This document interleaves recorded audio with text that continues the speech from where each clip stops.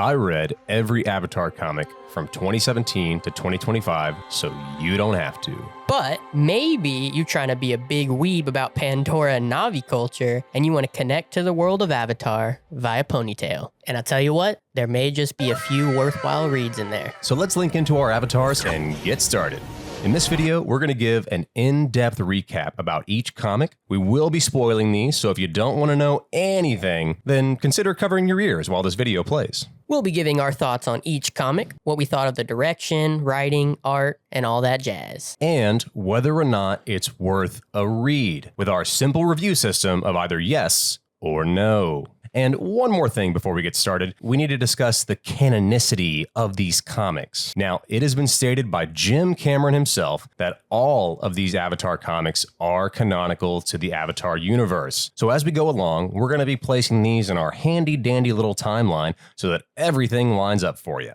All right, so let's jump right in. The first Avatar comic we're going to be talking about is Avatar Brothers. This was released in 2017. It is a one-shot short comic released on Free Comic Book Day in 2017. It was written by Sherry L. Smith, who would go on to write a few more comics in this franchise. I kind of thought she nailed a lot of the aesthetics and the vibes of these stories and these characters. This takes place concurrently with the first Avatar film, specifically that scene where Jake Sully attempts to bond with the great Leonopteryx. It's basically an expansion on that scene. From the movie, we just see Jake Sully like fly over it and then he jumps and we cut to the aftermath of that. But the comic shows the scene fully play out. Through this comic, we get insight into what's going on in Jake Sully's head. He recalls a time when he and his brother were younger and how they loved this old storybook about the myths and legends of Earth's greatest heroes. He recalls the story of how Alexander the Great tamed a huge black stallion when no one else could,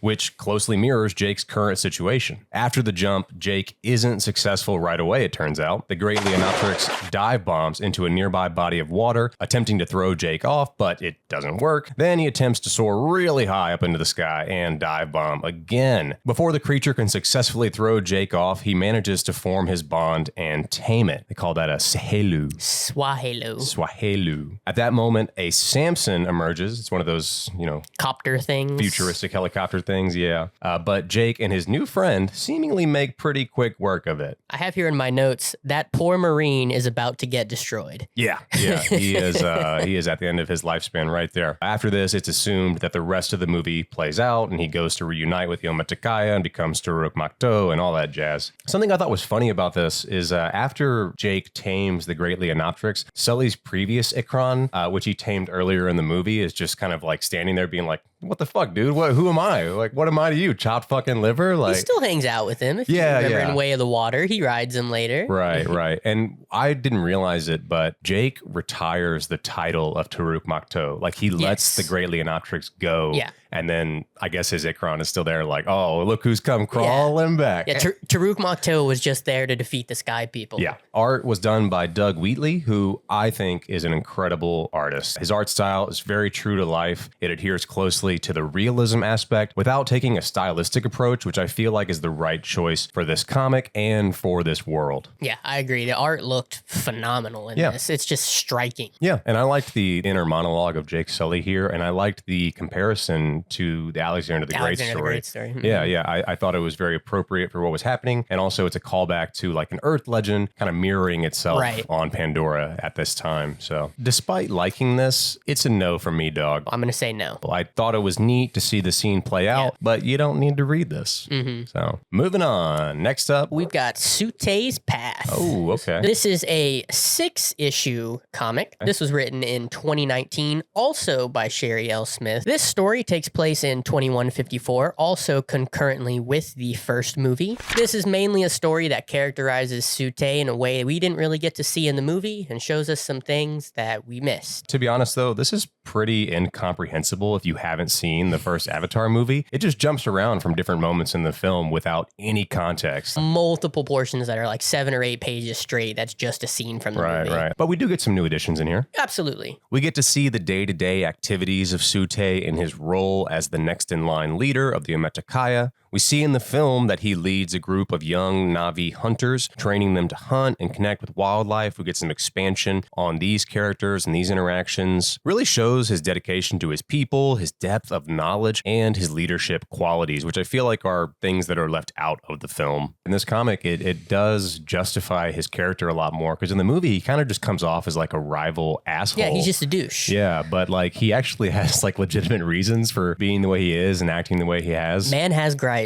Yeah, he does. He does. We get a pretty generic force training montage, but in this montage, we learn that Sute once loved another. Yeah, and what I felt was the most important detail was Sute's history with Natiri's sister, Slowanen. Sute has a few moments where he connects to the Tree of Voices to speak with Slowanen, but it's actually just the memory of Slowanen, and he's still kind of clinging on to that. That was another thing this comic kind of did. Obviously, we knew that they connected to the spirit tree to communicate with their ancestors, but I didn't know it was quite so literal. Like, it's not just like a spiritual presence, it's a full conversation with those who came before. Pretty powerful stuff. Yeah, I definitely see why Jake Sully turned. It's not directly revealed in this comic, but it's hinted that Slowanen was killed by humans while in attendance at Grace Augustine's Na'vi school, and this is what ultimately led to Sute's distrust of humans. The comic does reveal that Slowanen was actually Natiri's older sister, and she was the one meant to marry Sute and become the clan's Sahik, and that Sute is still in love with her and is only planning on marrying Natiri out of obligation to his people, which I thought was an interesting angle, because I kind of thought he had a lot more feelings for Natiri in the movie, but this kind of contextualizes it as like, this is an arranged marriage situation. It's kind of like a second choice. Right, yeah. right. We then get an interesting scene of Sute and Grace sharing a heartwarming moment, which I wouldn't have expected. Sute doesn't really kind of give that vibe in the movie, so seeing him show a little bit of respect and companionship with Grace was a little interesting. Yeah, you learn in this comic that Sute was once close with Grace Augustine, addressing her as Sonak, which translates to mother. Which I thought was interesting. Well, it hints at like a greater backstory between Right. Grace and the Na'vi people, which we sort of get a little bit in a later comic. Moving on, yeah. Right. We get a moment at the end too where after Sute's death, Awa takes his spirit back and he finally gets to like reconnect with Slowanen. And I just thought that was a really nice moment. It was I was really like, beautiful. oh, this is the woman he originally loved and wanted to be with. And And he gets to be now. like, Right? oh, that's great. But you don't see that in the movie. Right. The art for this was solid. Who was the artist on this? Dan Parsons, man. Yeah. He's been all over the board and stuff that he's done. Yeah, I didn't think it was anything amazing, but it does capture the movie characters' likenesses Just really well. crisp. It's quite nice. I'm a fan. Dan Parsons, hit me up. Shout out Dan.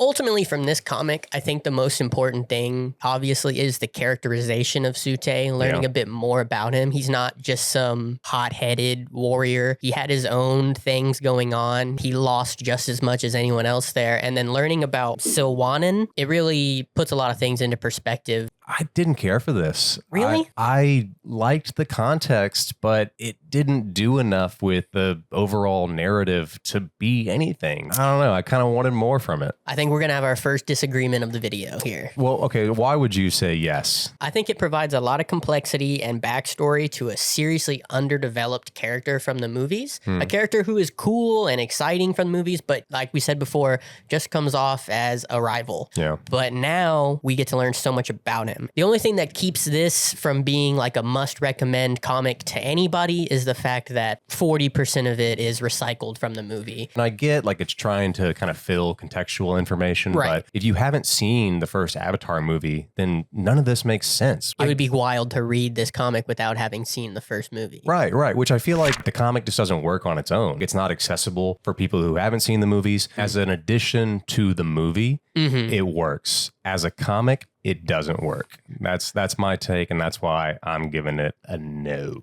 Moving on, the next book we're talking about is The Next Shadow. This is from 2021, 4 issues, set 2 weeks after the events of the first Avatar film. So this is the first official continuation of the Avatar storyline. New content here. Yes. This follows Jake Sully as he continues to lead the Ometakaya after the first Pandoran War, which is more like a big battle. So after the big battle, the RDA has been mostly removed from Pandora. We saw that in the movie, only leaving a few humans behind. Jake has relocated the Ometakaya closer to Hell's Gate, the RDA's now vacant base of operations, in an attempt to bridge human and Na'vi relations. Neytiri, she's going off to meet with some other Na'vi tribes, leaving Jake to handle a human-Na'vi dispute on his own. It becomes pretty clear early on that the human and Na'vi tensions are still pretty high, and Jake is struggling to balance the two groups. Meanwhile, while that's happening, Sute's parents are plotting some real Game of Thrones type shit. Turns out they had a younger son named Arvok, who was meant to be next in line as leader after Sute, but with Sute's final breaths, he transferred leadership to Jake Sully instead. Sute's parents, they're not about that, and they force their son Arvok to challenge Jake Sully to non-lethal ritual combat, where the first to draw blood from their opponent will be declared the new leader. Unbeknownst to Arvok, his parents have actually laced his blade with a poison that is lethal to Na'vi. Arvok challenges Jake Sully, and Jake makes quick work of him. In frustration, Arvok throws his blade at Jake, which he catches like it's nothing, but it does manage to cut him, allowing the poison into his system, and he faints. The Na'vi quickly figure out what's going on, and Arvok runs away. Turns out, because Jake Sully's avatar body isn't 100% Na'vi, the effects of the poison are slowed, allowing enough time for them to administer an antidote. The antidote can only be found in a little narrow cave entrance that no full-grown Na'vi could fit through, so they ask a group of humans to go and retrieve the antidote. While that's happening, Jake has a serious psychedelic trip inside the Tree of Souls, experiencing visions which make him question his right as leader of the Ometakaya. He sees a giant Sute and General Korrich in his vision and basically experiences ego death. It's some really intense imagery. Yeah, he's just confronting his guilt over the events of the first movie, pretty much. Right. So they get the antidote, and as it's being administered, the visions start to lighten up, and he actually has a nice conversation with Sute's memory, in which Sute asks for Arvok to not be harshly punished, and instead be given a chance to make his own way in the world. Sute always kind of thought that Arvok was like in his shadow, and that he never got a chance to kind of be himself. He was just Sute too. Just Sute too. After awakening from his poison-induced trance, Jake exiles Arvok and his parents. Later, Arvok leaves his parents to forge his own path like his brother wanted for him. So everything worked out in the end. Jake Sully remains the leader of the Ometakaya. The humans and the Na'vi managed to develop some trust over the situation, and Arvok is no longer the little bitch in his brother's shadow. I thought the art in this comic was serviceable. It was done by Josh Hood. I felt like many of the characters' likenesses didn't come across right in some panels, but I felt like he did do a good job of capturing the aesthetic of the franchise. I have the word decent written down. Yeah.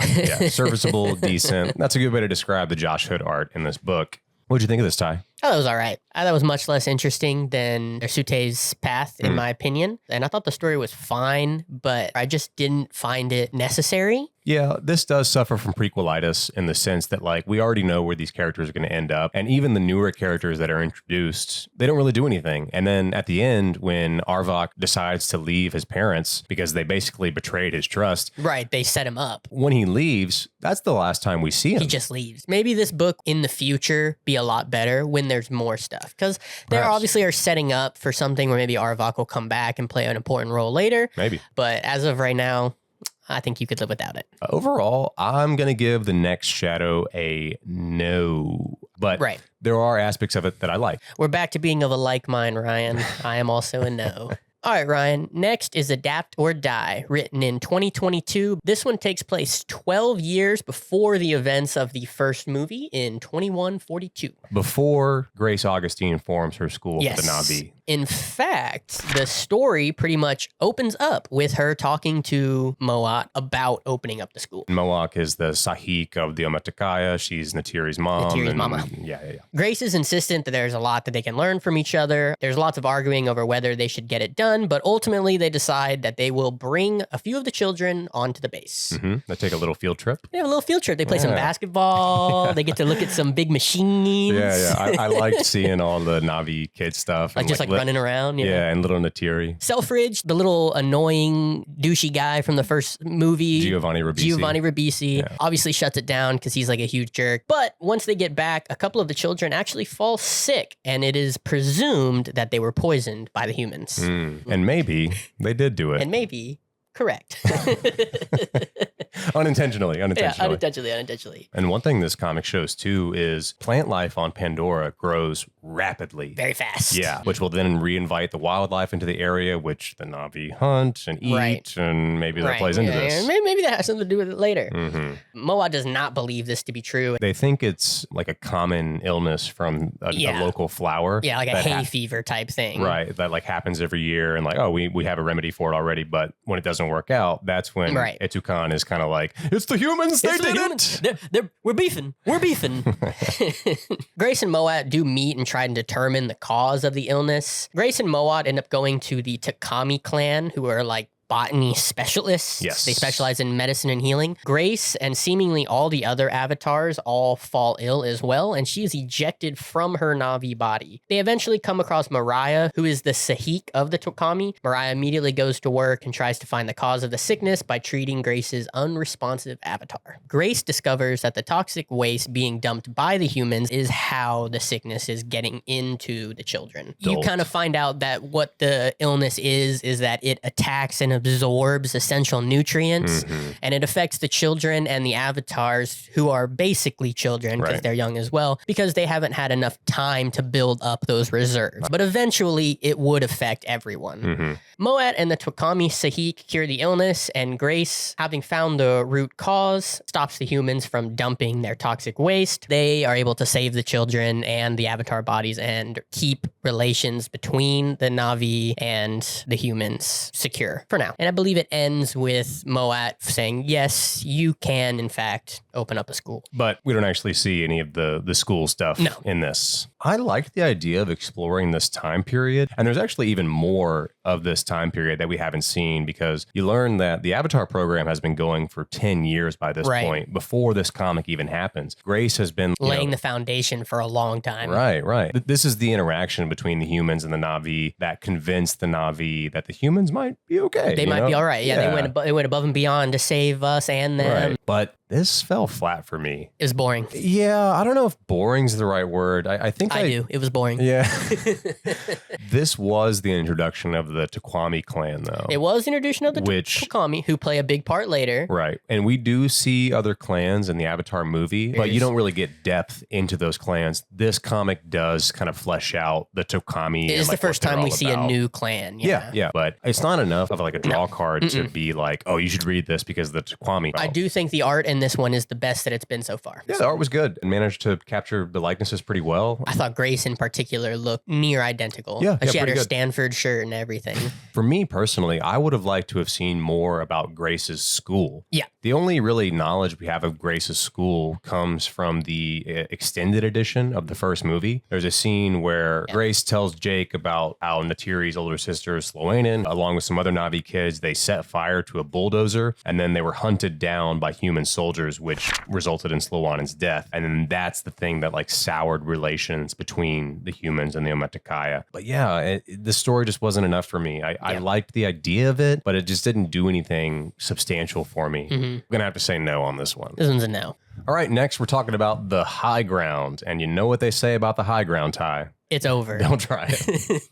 This is from 2022. This is 3 volumes. We're going to break down each individually. This is set 14 years after the events of the first film, and it quickly shows the events leading up to this point. A little bit of this opening montage actually makes it into The Way of Water. Right. But in The Way of Water, we see this montage, and then Jake and Natiri go on date night, and then that's when the humans come down, like on their date night. That happens in this too. But it's implied in the movie that there's nothing in between. Turns out there's a lot in between the end of date night and the humans landing. Thinking that's where this fits in. Right. Is that very, very brief moment. This was originally intended to be the sequel to the first movie. James Cameron submitted a 130-page script, but eventually was scrapped in favor of what we got. This was also written by Sherry L. Smith. She's coming back for her 3rd outing in the Avatar franchise here. Opening up her volume 1, it's essentially a montage of what's happened in the last 14 years. Jake talks about the birth of his children and the formation of his family and whatnot. Like in the movie, Neteyam and Loak, they're very, very eager to prove themselves to Jake. I did like all the family father stuff in The Way of Water, and we get more of that in this comic. So I liked the exploration of that dynamic. You find out the Na'vi have been performing training in what they refer to as the Black World, which is the Na'vi term for outer space. But Jake doesn't want his sons going up there to train, even though Na'vi are apparently very agile and right at home in zero gravity. They fight in zero G as if they were born to it. We also learn a bit more about Spider's origins and that his mom was actually killed during the events of the first Pandoran War, which is a detail that's completely left out of the movies. And he has human foster parents, which are also not mentioned in the movie. The foster parents actually have a small role to play in this, but we'll come back to them. When the comic really gets going,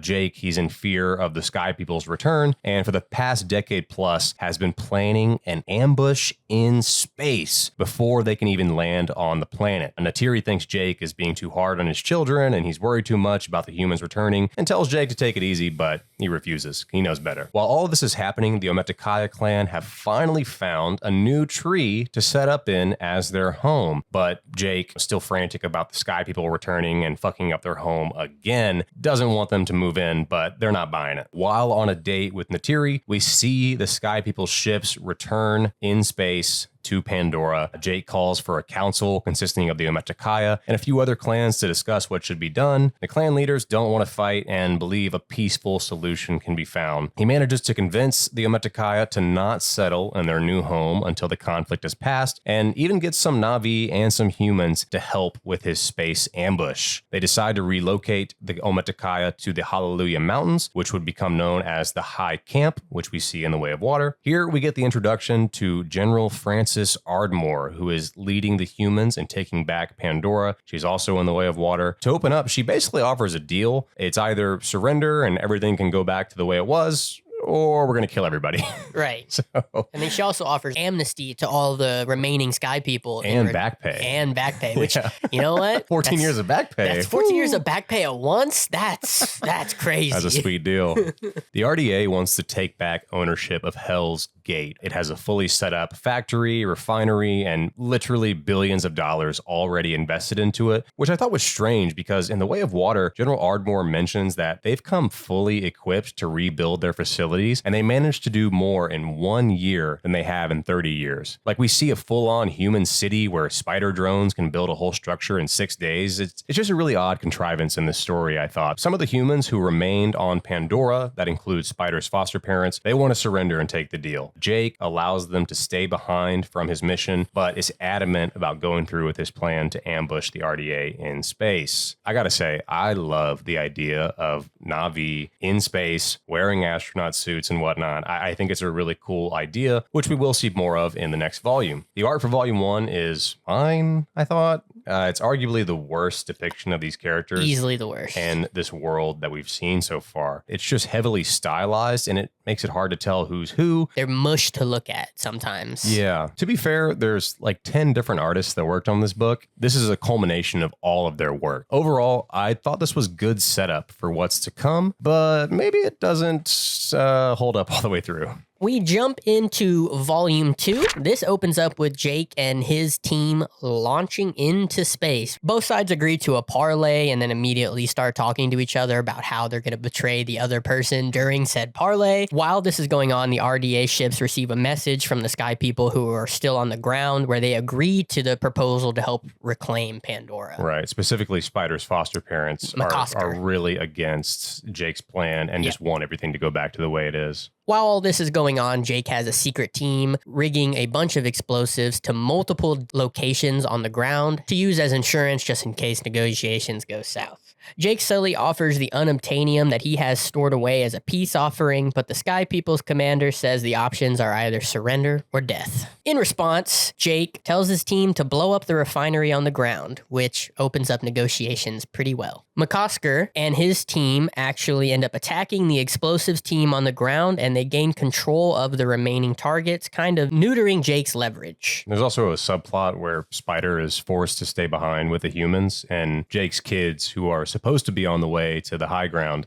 they turn around and go back to Hell's Gate to rescue Spider. It's like a whole little subplot going on. He also lets Jake know that he has his kids in custody and lets loose that Jake has a secret team planning to attack the ship in the middle of their negotiation. Even though their cover is blown, Jake has his team attack anyway. A pretty vicious battle opens up. There's some pretty interesting stuff in there and some pretty gnarly kills for sure. They take control of the weapons system and use it to destroy the antimatter drives of the ship, but while attempting to destroy everything else, Josh, the man who has hacked into the system, is killed. R.I.P. Josh. And their mission is aborted. The team begins to make their way back to the extraction point, and they return to Pandora. The Sky People land with orders to kill anything that is blue. Jake, Natiri, and Natayam set out to save the rest of the Sully kids, who coincidentally have already managed to escape on their own. It really starts to pick up here. It picks up quick. Yeah, a lot more action in this. A lot more action. I thought the art for Volume 2 specifically was the best of the bunch. I think there's just the most interesting stuff happening. Yeah, I would say conceptually, this is a great idea. Like, I can definitely see where James Cameron is coming from with like, let's do Na'vi in space. But the action in this fell a little flat. It didn't have the epic factor that I feel like the battles for Avatar 1 and 2 had. The thing about the ending battles in the two movies that we have so far is how Pandora and Awa join the fight. Yeah. How it's not just the Na'vi versus the Sky People, Right. that it's Awa and the Na'vi. And if they're in space, they're disconnected from their moon. Yeah, what is Like, AWOL going to do? What's AWOL going to do up there? And like, it takes away from a core importance of the story, I think. So I'm Right. glad that they veered away from That's it. a really good point. Thank you for bringing that up. All right, one volume to go. Volume 3, this is the final volume of The High Ground, and it's really just one big chase scene that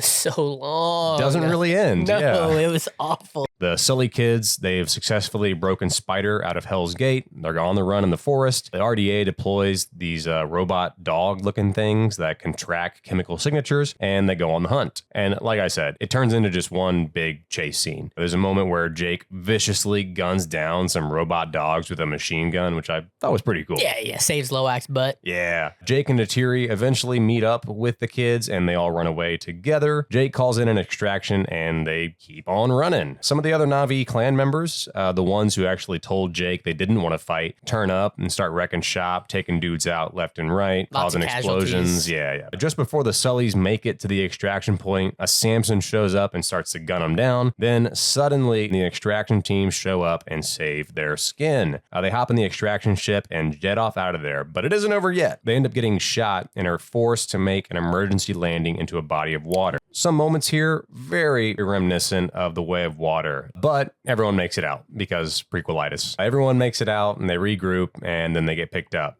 And it ends. That's it. Pretty anticlimactic. To be honest, the pacing for this book was all over the place. It's clear that there's more to explore in this time period, which we'll talk about here in a minute. Lots of different artists on this book, like I talked about, 3 separate ones for this volume alone. To me, this one felt like the most wild stylistic shifts artist to artist. It made the book feel disjointed, unlike the previous volumes, but the art was still serviceable nonetheless. And It was all right. Overall, I would say I'm glad James Cameron scrapped this story in favor of what we got with The Way of Water. This comic had a lot of unique ideas. I feel the best stuff from this is actually what ends up carrying over into The Way of Water. I thought conceptually going into this, I would enjoy the space stuff a lot, but it turns out that I just enjoyed the family stuff and the family dynamic and the fleshing out of that more than anything. I was kind of iffy on the space stuff. It was just kind of strange to see the Na'vi in space. I mentioned it earlier, like their whole thing is their connection to Awa. The fact that they aren't on Pandora and can't have Awa interfere ultimately is what leads to their failure. Right. Because this mission doesn't work. Like Jake's whole plan falls through because one guy dies. Right. Yeah, you're right in saying like, yeah, it kind of defeats the purpose if you're doing this whole fight without Awa, but they fail. So yeah, in a way it teaches Jake a lesson about just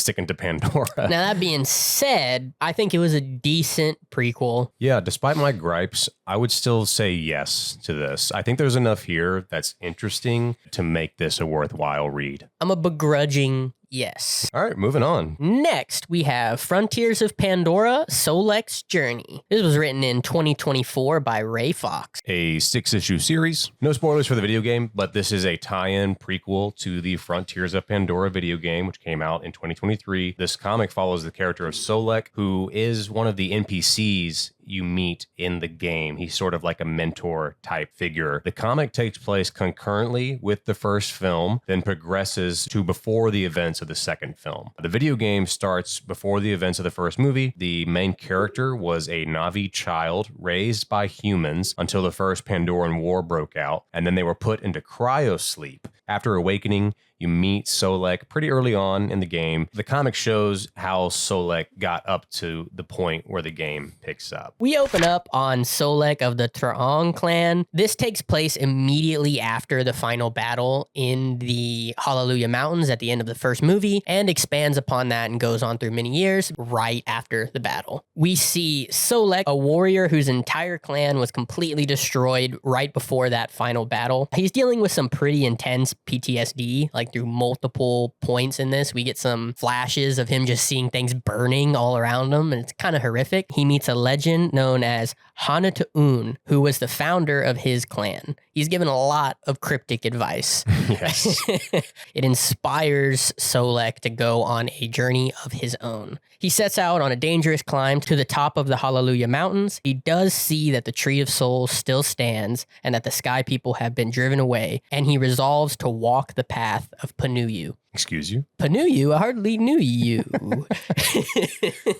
He learns the ways of the Anurai clan, who teach him how to make and play a flute to connect with a Thanator. He's trying to tame them. And as a reward for his success, he is offered a home among the Anurai, but he must decline as he has to continue his quest. He goes on to learn the ways of the Tapani clan, who teach him to become really stealthy so that he can steal armor plating from a Curus crab. He learns that they do not pry the shells away from the crab, but only take what the crabs are willing to give.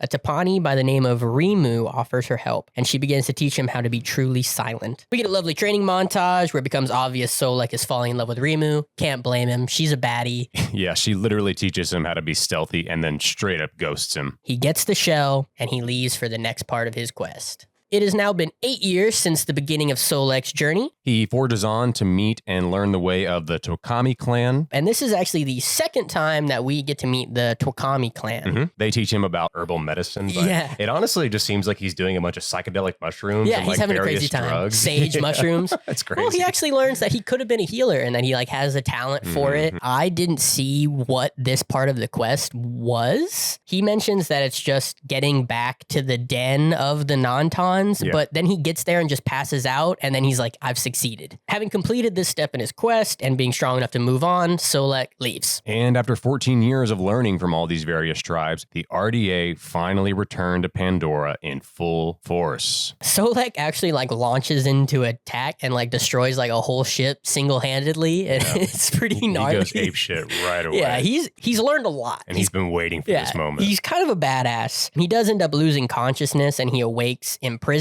There is another prisoner, a human, in his cell that expresses his sadness at what the Sky People are doing to Pandora. He actually ends up freeing himself and Solek and asks him to come with him. Yeah, that's Alexander Tremaine. He is actually an NPC in the video game. They end up breaking out of prison and head out to find the resistance. They meet up with Alma Cortez, who is a dreamwalker, and they ask for his help. Solek is wary of war, and he kind of notices that this resistance are not fighters. Like, these are just self-admitted scientists and people who think that what's being done is wrong, but they are not soldiers. Right. They also say that they will fight whether Solek helps them or not. At this point, Solek kind of realizes that he's no longer a warrior, but that he is a teacher, and that it's his purpose to help these people stand up to the bad Sky People, and he finds a better ending to his quest than the one that he set out for. Yep, and he joins up with the resistance. And he joins the resistance. And this is pretty much where the game picks up. I liked this. This is gas. I really liked seeing all of the different Na'vi clans. Oh, yeah.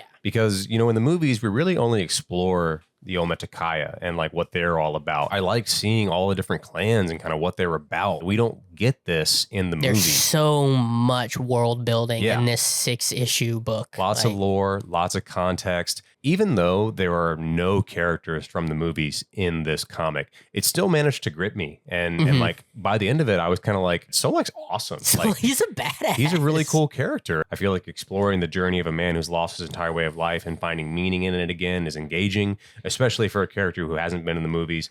I did feel like the story was a bit drawn out. Art is solid. I thought there was some good shadow work in this. Landscapes look really beautiful. Does a great job of capturing the aesthetic of the franchise. Overall, this is my first emphatic yes. A big yes from me as well. Resounding. Okay, and we're moving on to our last comic book here. We're talking about The Gap Year, Tipping Point. Now, at time of recording, this is actually currently ongoing with 6 issues planned. There is only 2 issues out. This started in 2025. The comic attempts to bridge the gap between the end of the high ground right up until the Way of Water. So this was written by Ethan Sachs, who, if you watched my Predator Badlands prequel video, is a good choice to handle movie tie-in comics. A lot of what was going on in the high ground is picked up here. And Jake's leadership of the Ometakaya is wavering. In this comic, we get introduced to Major Tyler Bukowski, who seems to have a good understanding of Na'vi culture and traditions. He even speaks Na'vi. He's a big weeb. Good for him. He's leading the human forces in this specific area of Pandora and feels the best way to win is just to eliminate Jake Sully, which will actually make it easier for them to coexist with the rest of the Na'vi. Like, they kind of think he's the only reason that the humans and Na'vi can't coexist properly. Which, I mean, is kind of right. He's 100% correct. I mean, Jake Sully was the catalyst that caused the humans to get kicked off of Earth in the first place, so it makes sense. And he's the one who has the know-how on how to fight them, and like without it, they're just back to fighting primitives. Yeah, the comic, from what I gather so far, is going to be about their antagonistic relationship. He's an interesting antagonist so far, and at time of recording, the book isn't done yet, so I mean, TBD. But yeah, so far, I'm liking what I'm seeing. As of right now, I would say yes.